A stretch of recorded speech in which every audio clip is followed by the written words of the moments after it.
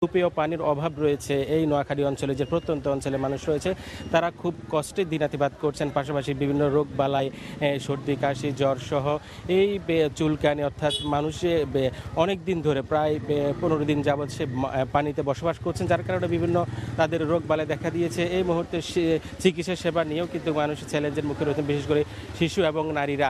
আমি যদি এখানে যে যারা ঢাকা থেকে সাংবাদিকদের একটি সংগঠন এবং কি ফায়ার সার্ভিস যৌথ উদ্যোগে এই নোয়াখালী শহরে তারা খাদ্য সহায়তা দেওয়ার জন্য এসেছেন, শিশু খাদ্য সহায়তা বলতে চাই যারা ত্রাণ নিয়ে আসছেন। কি অবস্থা আপনারা?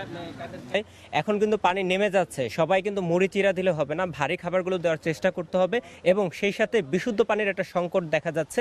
এই বিশুদ্ধ পানির একটা ব্যবস্থা করতে হবে। অন্ততপক্ষে খাবার সবাই কিছু পেলেও বিশুদ্ধ পানির সংকটে কিন্তু ভুগছে অনেকেই। শারমিন, আপনি দেখছিলেন তারা বিশুদ্ধ পানি এবং শিশু খাদ্য এবং